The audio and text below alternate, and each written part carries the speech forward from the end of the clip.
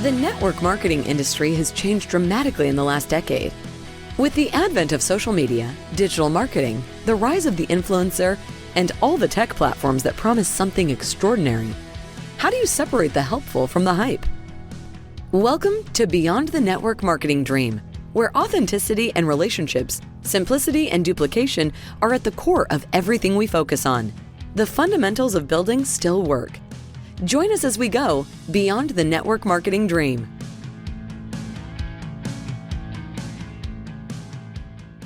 Welcome, everybody. Super excited. We have a gentleman who needs no introduction, Mr. Ray Higdon. Ray, it was fantastic being with you recently. You had a big event in Orlando. You're an icon, a household name in the network marketing industry. You've built something tremendous, and really excited to have you on the show today, my friend. Thanks for having me. And so, Ray, there's so many different places we can go, but you're seeing a lot happening in the industry. You've got a bird's eye view like very few people do. I want to talk a little bit about that, but maybe just possibly for those people that don't know the name, don't know the backstory, could you just talk about your evolution in the network marketing industry from getting started those early days and how you evolved into be one of the biggest trainers in the industry today globally? Yeah, for sure. Thanks. I had worked my way up in the corporate world to a pretty high paying salary. And I just kind of realized that there was never going to be freedom in that arena. And so I was, looking like, where am I going to go from here? Because I'd worked my way up, and now above me was management, and he was totally miserable. His boss was miserable. Her boss was miserable. And I'm like, that's where I'm at. And I was, I'm in my, early 30s. And I had some buddies that were in real estate here in the state of Florida. And that was, 2004, 2005. And, they were killing it. And I'm like, man, if those knuckleheads can do it, I mean, they weren't that bright, and they were making a lot of more money than I was. And I was working in this corporate job the whole time. And so I wanted that freedom, and I'm like, you know what? I'm gonna go out on my own. And no one agreed with that decision. Everyone thought I was crazy, losing my benefits and whatever. And so I jumped into real estate, and it was awesome, for several years. And then when the market changed, I didn't know how to operate. I didn't know what to do. I hadn't invested in myself. I hadn't surrounded myself with mentors and coaches. And so here I was, broke. I'd lost everything. Went through foreclosure. I went through a divorce. I went through a lot of deep depression, and didn't know what I was going to do. No one was hiring. My credit shot. And a friend of mine who, I've never actually asked him. I don't think he knew how bad off I was, but he invited me to a home meeting, which I had dabbled in network marketing, and I just had bad experiences with too controlling of uplines. And I didn't want to do it, but I didn't know what else I was going to do. Right. And at this time, you're mid-30s, or how old are you? So, that was 2009. So let's see, I'm 45 now. So whatever that equates, I'm like, you know what? I'm going to figure this thing out. And so I take one of my 2 credit cards left that hadn't stopped allowing me to use them. And I swipe that thing, and I'm like, I'm going to figure this damn thing out. And so I think probably the biggest thing that I did was I created a psychological trigger. And anytime that I thought about how bad my life was and how it used to be great, and I used to make a bunch of money, I had to prospect somebody. And so sometimes that was just going through my phone and just ding, whatever it landed on, the dry cleaner, the restaurant, the realtor, I didn't care. I was going to prospect somebody. And eventually I had read a book called Go for No. And so I decided I'm going to go for 20 no's a day. And I hated prospecting. So I also started doing a video a day. And so those 2 main activities, I got to 10,000 a month, my 5th month, 40,000 a month, my 7th month, 50,000 a month, my 10th month, and went on to become the number 1 earner of that company, made millions with them, and changed my life. It was absolutely amazing. fast forward a couple of years, I was the number one earner of that company for like 3 years. And then some things happened with ownership, and they wanted to make a change, and they merged into another company. And, I ran with that company for 3 years, and I didn't intend on doing it, but I had built a coaching and training company at the same time, because in 2009, my wife and I, we were doing it on social media before most people were. Most people, they just thought that didn't duplicate, and you just couldn't do this business on social media. And when people saw that work, they wanted to hire me and have me, speak at their event or coach their team or whatever. And in 2016, I kind of had I kind of looked, I'm like, I'm putting half here, half here. I'm not doing 100% either the way that I would like to. And I made the choice to retire from actively building a team and focus on the coaching and training. And that's what I've been doing, ever since. I do a lot of keynote events. We run our own event, like you mentioned. And, we love what we do, but we help performance-based teams discover and overcome their roadblocks so that they dominate, so that they absolutely crush it. And that's what I'm kind of known for now. That's awesome. And you've had such a massive impact. I'm not sure there's many people that have had a bigger impact on more leaders than you have. And from the beginning, when I met you, you talked a lot about the importance of the activity and people measuring that activity and looking at what they're doing. And you mentioned it even as you were talking, is, doing the work, and that commitment you made, that trigger.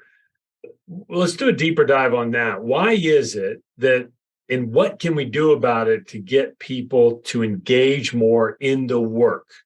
Well, first, I think, for that question, one of the big things that needs to be understood is culture, and just understanding what does that mean. And so I learned culture from a gentleman named Larry Thompson. And, he joined network marketing, the same hotel, the same night as Jim Rohn. And, 52, 3, 4 years ago. And he teaches a concept called 80, 15, and 5. 80% of your organization has a desire level, not a result level, a desire level to make $0 to $500 a month. 15%, $2,000 to $3,000 a month. 5% have a desire level of $25,000 or more a month. The problem is every leader on stage is a 5%er with an extremely high level of desire, which that's not the problem, but they think that their job is to make everyone else a 5%er. And so when you create an environment of you should have bigger goals, you should step it up, buddy, in an industry that was built for the average Joe, right? For the average person to be able to start a business. Like, there's so many people in network marketing that if it wasn't network marketing, they would not be an entrepreneur. They would not have a restaurant. They would not have a franchise. They just wouldn't, because they don't have that level of belief. But they saw for a few $100, they can join a thing and make some money if they want. And so culture is allowing, that's the key word, allowing people to feel good regardless of their level of desire or level of result. And so I say that because if you are the type of leader that when people come in, it's like, all right, we got to get them a check right away, and come on, let's go, let's make it happen. Well, network marketing is the easiest relationship to quit. And you'll have people that can't figure out how to program the microwave, but they'll find that cancel auto ship button. They will navigate, they'll send the 3 facts and the notarized signature and the eyeball scan. Like they'll jump through 52 hoops to cancel that auto ship, because they don't want to feel like a disappointment, and they certainly don't want to pay for that. Most people got enough of feeling like a disappointment from their parents, and so they don't want to get it from you. And so allowing people to feel good regardless of their level of desire, level of result, will keep them around the campfire longer, which, by the way, they're probably ordering products, so you're probably getting compensated off them. And the longer you keep them around the campfire, the more likely they'll catch a spark. And so you want to think less like the hard charging sales leader and think more like the gym owner. I go to the gym right across the street. If I go to the gym and I work out for 3 minutes and take a picture by the dumbbells I didn't lift and post it on Instagram, the gym owner doesn't make fun of me. The gym owner says, "Way to go, buddy." Right. Regardless of my level of desire, because he likes my membership. I get those, confused sometimes. And so it's culture is one of the big ones. And then, And so from that there, 80% is the goal, to move that 80 to that 15, but the realization they're not probably going to the 5 if they didn't come in as a 5. it does change. So desire levels do change, right? And a lot of people don't get that distinction. They think that it's always result level. It's not result, it's desire level. So, I mean, there are people right now making $1 million a year that are 80%ers. What does that mean? It's based on attempts at personal production. So there are people that reach their goal, 50,000 a month, 100,000 a month, $1 million a month, whatever, and they're no longer attempting personal production. That's not a 5%er. 5%er is foam at the mouth. I'm going to prospect till I'm blue in the face. I'm going to go get this bag, right? They're going to go make it happen. Mm-hmm. So you could have someone not making any money, but they're trying their heart out, they're studying, they're showing up to everything, they're prospecting everywhere that they go. And you could classify them as a 5%er because of their massive attempts at personal production and their desire to make more money. And so it's a math thing. You're always going to have a large percentage of your team, regardless of if you walk on water or whatever. Mm-hmm. You're going to have a massive amount of your team that they just don't have a high level of desire. How can you allow them to feel okay so they stick around a little bit longer and possibly upgrade, possibly, catch a spark? And I've seen this over and over. I had people in my team that didn't do anything for like 6 months, 7 months, 8 months. And then all of a sudden they got laid off. All of a sudden COVID hit. All of a sudden, something happened and they needed to step it up, or they just got sick and tired of being sick and tired. And because I allowed them to stick around, they had a place to plug in. Now, if you're hard charging and in their face and they got to be working, or they're dead to you, then they're just going to leave and you'll never have that opportunity. Is it I shouldn't say failure, but is that more of a struggle for organizations, companies, enterprises, or top leaders to be aware, accept that fact, to acknowledge it? Because obviously it would change their behavior if they understood what you just described, right? Is that more of a struggle for the leadership or the companies, or a little bit of both? I would say both, but more the leaders than the companies. But I'll give you an example. Here's a very, very simple example. So we did a leadership book, and in the leadership book, page 91 and 92, I tell you the most effective way to run a contest. And I've taught this to, I don't know, 100, 200, 6 and 7 figure earners. And when they run it this way, they produce more volume than they've ever produced in their career. I've had so many leaders tell me this that have been in 5 years, 10 years. And the title of the book is what, Ray? They can get it on Amazon. It's a funky title, Freakishly Effective Leadership for Network Marketing. Okay. And page 91, 92 details it. So here's what happens. And this is all about psychology, just understanding human nature. So when the company or the leader pushes out a contest and says, first place, whatever, Cadillac, second place, steak knives, third place, you're fired, or whatever, right? When someone puts out a contest and it's only first, second, third, 95% of the team says, why bother? I can't beat Patrick. I can't beat Tony. It's crazy, right? Stormy's going to win this thing. I mean, I can't, there's no way. So you'll actually take someone who might have been interested in doing some work. They'll actually they'll do less work because of your contests. And so it's thinking like them. It's like, how do I think like this? And so if you want to drastically increase your results in a contest, have a pre-contest. And the pre-contest qualifies them. They have to get one sale in 7 days. Get one sale in 7 days, and you'll be entered into the contest next week, right? And you'll be able to participate in the contest. What'll happen is there's a whole lot more people that believe they can get one sale in a week. And so all of a sudden, you'll have a massive spike in volume of people coming out of the woodworks that you thought passed away years ago. And all of a sudden, they get a sale, and they're excited about it because they believe they can do that. And then what they do in the contest is you have a couple different levels. Hey, have first, second, third, challenge the rock stars, the 5%ers, but then also have, hey, if you get 2, you get on this free training.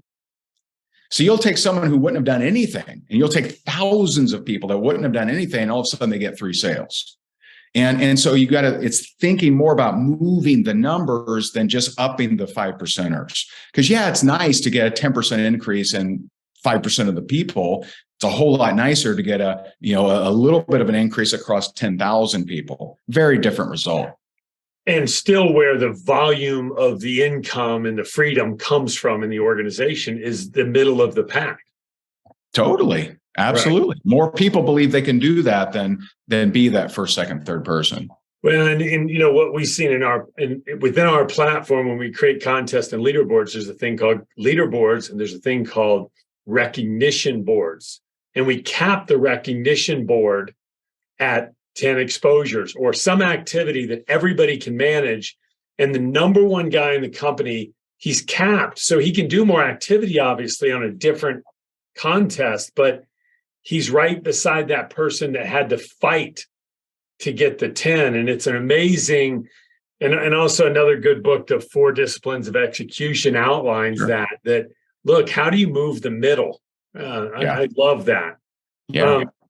And so that is I've never heard it described that way. And did you learn that from Larry Thompson, or over the years you started formulating that 80-15-5, or no, it's an incredible concept. Like, it does paint a clearer picture and should change behaviors a little bit of leadership, right? Knowing that there are people that they want to be part of the club for a while. But go ahead. Yeah. Totally. I mean, there are people that, they'll attend every conference but their goal isn't to make money. They just enjoy it. Maybe that's, where they feel the best, and maybe the spouse doesn't listen to them. The coworkers don't listen to them, but they have friends over here. And who's to say that's wrong? Who's to say, how dare you smile if you're not at a certain rank? Like, that just doesn't make any sense.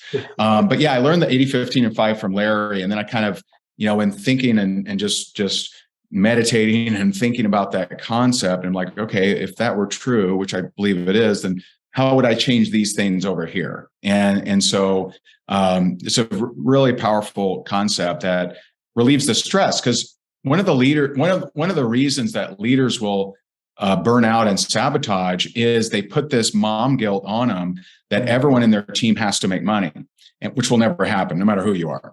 And so if you have if you saddle yourself with all this baggage of, oh my God, there's people not making money in here, you don't even know if that's their goal, but you've saddled yourself with that, you'll actually start to say, am I a good leader? I mean, most people aren't making money, and they could be as happy as can be unless you tell them not to be. Right. And so some leaders will be like, man, I'm so sorry you're not making money. And they're like, oh, right. I'm supposed to be sad. Oh, okay. Oh, yeah. And so like they were happy as could be until you inform them that they shouldn't be. And then at what place is it one-on-one when you have that 5% or that person identifies themselves, they're emotionally hungry, they're starving to get to the next level and they're struggling? Is that where the more of the accountability comes in, or does that ever come in? How do you manage that?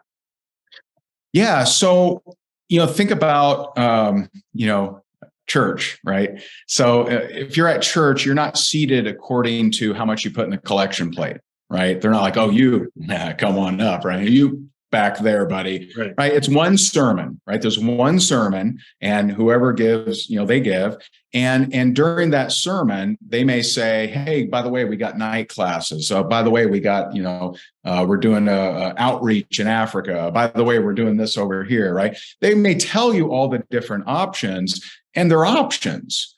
And so, they'll use the word if. And so the word if is very powerful. When you don't use the word if, you're assuming too much.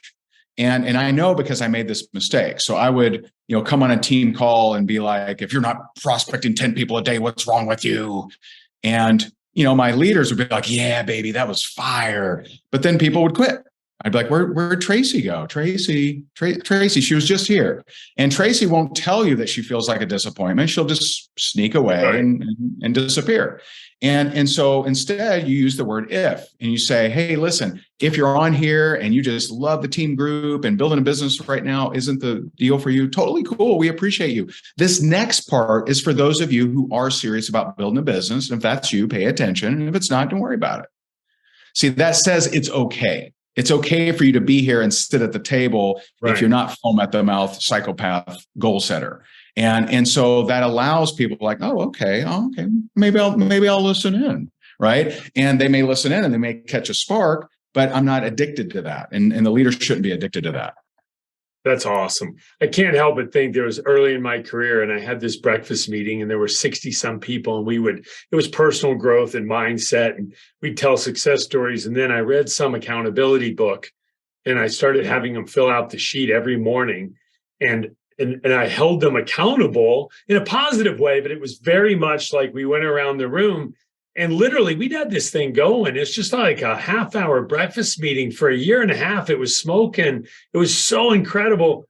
And within like a month, I had it down to 15 people. And I couldn't figure. I was so slow that I'm like, what? I don't understand, because my energy was still good. I was still positive. But the very act of saying, hey, okay, Bill, how many you got this week? Well, it's 0. Yeah. Well, I got this. And I should have realized it earlier, but it's exactly what you're saying. Yeah. And unfortunately, I realized it, but it did take me a month and a half.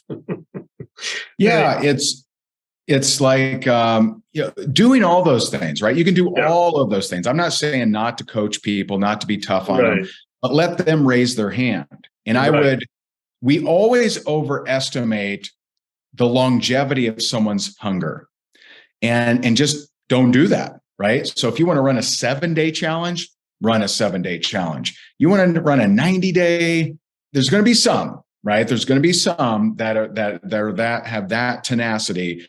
Most people don't. I mean, most people. Has that even changed a little bit more recently? Like the time spans have become shorter in the last decade? I don't know that I tried to run enough long-term things, a decade ago to fully be able to say that. I can just tell you, I mean, like we'll do, 14-day challenges and we charge them money for it. They got to, pay for it. Day 5, I'm yelling at them. Day 5, I'm like, where are half of y'all? And they paid for it. Yeah. And so, like I think most of us, we overestimate the tenacity, the longevity of someone's desire. And so there's nothing wrong with running 10 7-day challenges, letting people, hop in, stay focused for 7 days. If they want to join the next one, like there's nothing wrong with that. But when you run a 90-day, a lot of times people, they walk away with I didn't finish that either. And so it's a constant diminishing of their self-worth and their self-confidence. Right. And again, I'm talking about, the middle of the pack. I'm talking about the majority. I'm not talking about the animals. I mean, I'm an animal. You're an animal, right? You do the work. You're consistent. You're disciplined. I'm not worried about us. We'll handle business. I'm worried about all those other people that could have been successful, that could have, been happy in our teams, that could have, made, an extra $300,000-$500,000 a month. And there's a lot of them. And that would make a massive difference on everyone's checks and volume.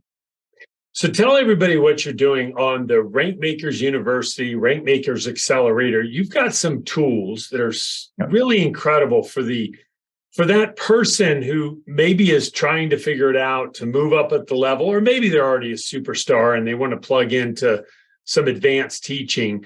Talk about Rankmakers University and what you're doing there. Yeah, so we've been running our group since July of 2017.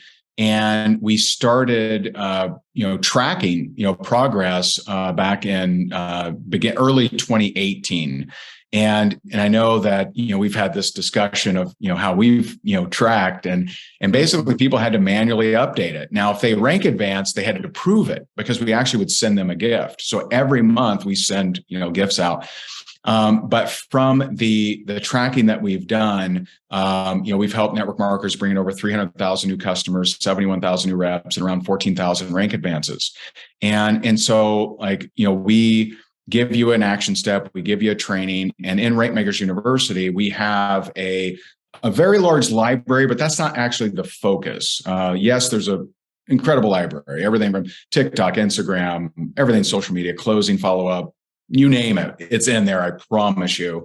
But what's cool is when you have a lot of data is our access tool. So we have a survey tool that you fill out and you just honestly use it and tell it, where you are struggling, and it'll point you and make it really nice and easy. It'll point you to your best resource. I've seen that. It's like a self-evaluation tool where you take it and you can say, hey, I know myself pretty well. I don't even need a third party to psychoanalyze me. This is where I'm really weak. I could use some help. That's pretty cool.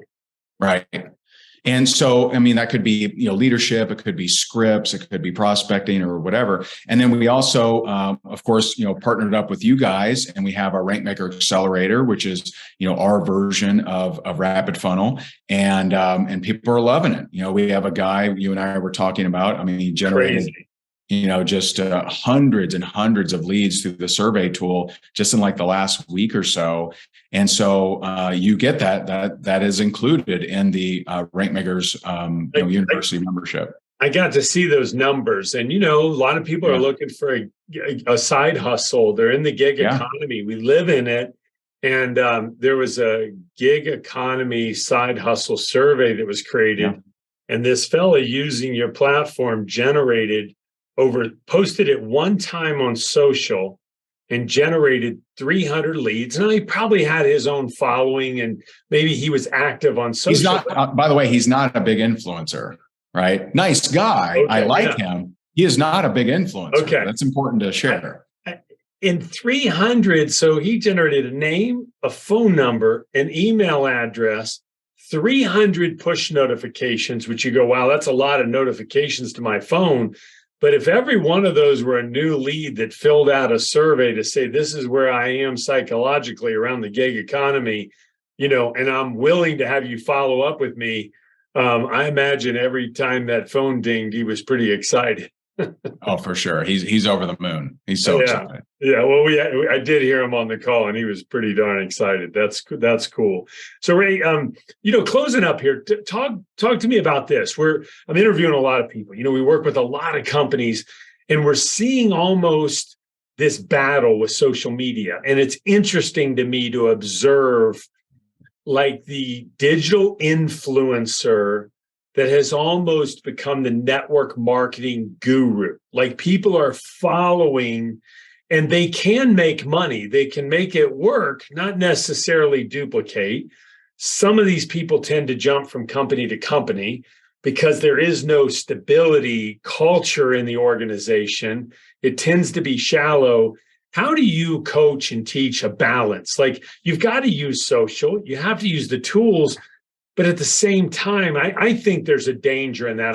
You may look at it differently. I'm not sure, but how do you find that balance? I mean, it's interesting because yes, no one even considers building any kind of business without doing social media nowadays. I remember when the quarantine happened, I had companies reaching out to me that I never heard from. And I remember that first week I did 75 Zooms for all these different companies and countries because they were scrambling, trying to learn social media because they had only taught in person, in home, all of that, stuff. And which is nothing wrong with that. I can't get over that number. That's a crazy number. 75. Oh yeah, man. I mean, Singapore, Malaysia, Africa. I mean, I was just all these different time zones, and I just knew, I'm like, man, people need this. I'm just going to roll up my sleeves and do it. And so, as far as, what does influence, do to someone? I mean, that's going to depend on the person. I know a lot of people that have, built influence on social media are great, and they've been with their companies for years and they love it. A lot of it has to do with how does the company treat them. And so, and this, some people may not like this take, but in the past, even 10 years ago, 20 years ago, you could be very strict on that your people, they had to do this thing. Don't you write a book? Don't you do this? Don't join another company. Yeah, certainly don't know. Now, some of this I understand, right? Like joining another company, I'm certainly not a big fan of someone trying to build multiple companies at the same time. But it used to be where it was a lot about control. And these influencers, if you start building your following, you're getting crazy offers.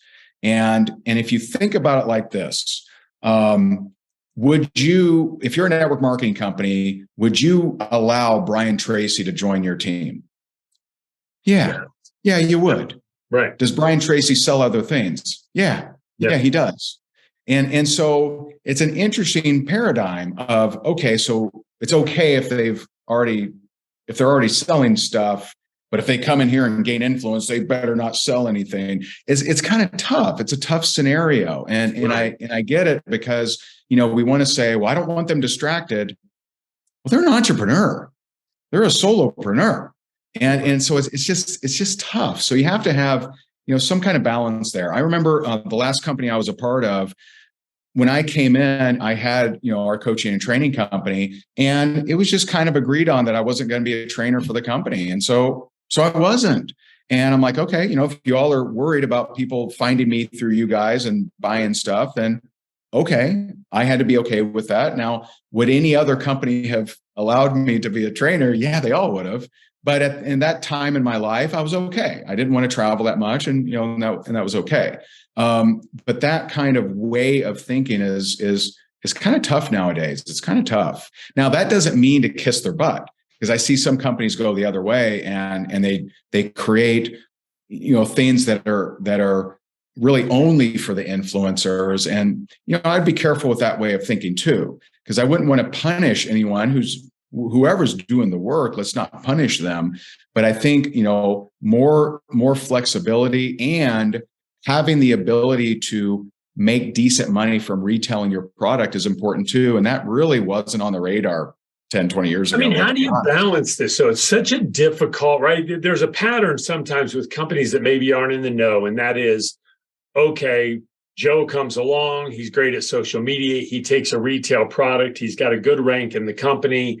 He creates a bunch of digital tools. He sells a lot of product. He may even be doing pay-click. The company grabs Joe. They put him on stage. Then they find out what Joe is doing. And then they terminate Joe, or they put Joe's check on hold. And then they go, well, geez, we could do this directly. And then some companies even go so far as to sell, okay, we're going to start selling the product direct, which is a violation of the trust of the entire organization. So is there a blueprint? Like, is there I know there's a lot of nuances in this, but is there generally okay, you can do these things, but you can't do these? You got to if a person quietly wants to go away and join another company, as long as he doesn't talk to anybody, we're not going to go track him down if he does something different. Like, where's the gray area? Where is the hard stop? No, that's a tough one to be, coming to a close here. But I mean, what do you do with that if you're a company today? I mean, I can just look at, what companies are, thriving and what companies are doing well. And I'm just not aware of any companies that are retaining their leaders, really well and crushing sales that are really controlling. It just doesn't seem that way. And I could, I'm not seeing everyone's back office, but it just seems like, when people are more open. Now, I agree with that statement of, if someone joins another company, doesn't cross recruit, doesn't do all that stuff, then leave them alone, right? They may come back, and a lot of times they will, unless you smack them. And if you smack them, you give them a reason to prove you wrong, and now they're on a mission to get everybody. Companies that get mad at a leader or something for leaving and blast their entire database with the person's name is about the worst thing you can do, because then everyone's reaching out to them. Hey, what's going on? What's happening, man? Why'd you leave? And so, I mean, that's just a green light for them to grow their business. And so, to me, there's if you're having a lot of people complain that are buying certain tools from somebody, and you want to control it, it's tough, man. It's really tough, because we're just in a world where, people are looking for flexibility. They're not so, tangled in, right? They're not so like, before social media, I mean, it was, pretty straightforward, right? Mm-hmm. But even in that, you would have mortgage brokers, you would have realtors, you would have insurance guys that, had their business and might talk to some of the other members, and it wasn't that, big of a deal. Now it's, influencer deals where they're selling gummies or something like that. And so I just think as a rule, the more controlling you're looking to be in today's environment, I think it's going to bite you. I really do. Yeah. Well, good advice for leaders and organizations. Ray, any closing thoughts? I always enjoy spending time with you, man. You're having such a big impact. Any closing thoughts for those leaders or enterprises out there building today and the market that we're in, and as we move forward? One of the things, if you look at the companies that I notice that are doing well, the two common things that I see are, one, that they're not so controlling, and two, that there is a way for the average ordinary person to make an actual income retailing the product. And so, like, is there enough of a profit margin in just selling the product? Because there are more and more people doing that, and I really don't think that was the case 10 years ago, 15 years ago. Whether it's the FTC or just the environment. I mean, I it's more natural for most people to sell a product. There are way more consumers than there are consumer entrepreneurs. And so as social media, like, some people are in network marketing, they don't even know it's network marketing, right? Because they're just selling a product. They don't even understand the recruiting aspect. And I think that was a very small percentage of people 10, 15 years ago. And so, looking at your product, can someone make a decent income by retailing the product? And that, should be addressed. If that's a no, like, there's just no way. And there are comp plans out there where you're getting 20 cents for selling a $30 bottle of thing. Like, you ain't going to make money there. And I just think people are looking for that. More people are looking for that flexibility of, hey, if I sell, a couple things, am I getting my product for free? If I sell a couple things, am I, can I, make $100 a month or something like that? And so, to me, those are two big factors today. And, what's cool is with what you guys do, I mean, it just really helps people track their numbers. It helps them with automation. It helps them with a lot of really good tools. And so, more and more people, need to use those kind of things if they're serious about building their business.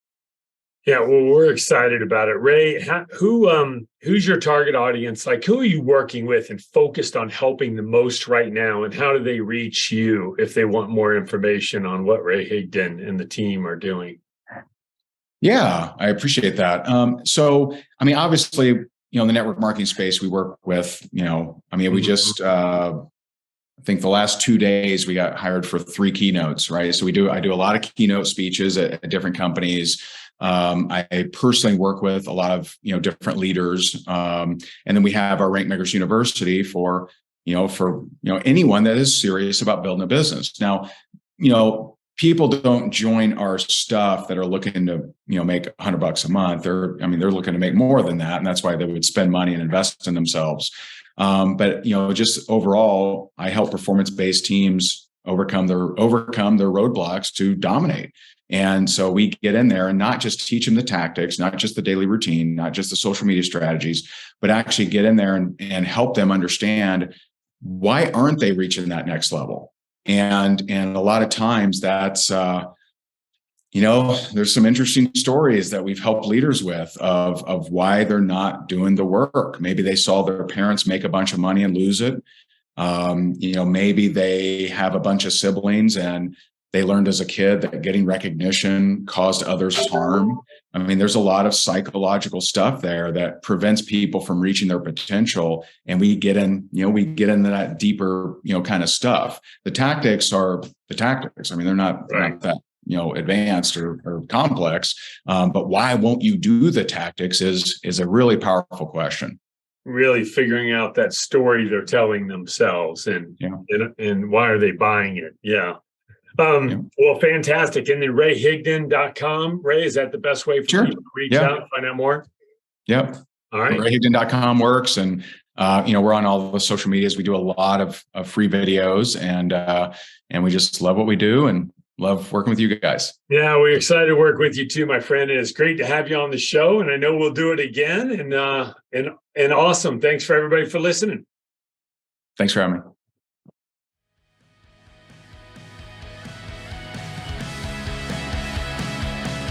Thank you for listening to Beyond the Network Marketing Dream with Patrick Shaw. For more insights on building a solid networking business, visit our website at rapidfunnel.com/MLM. If you loved our content, please share, like, and subscribe. We look forward to seeing you in the next episode.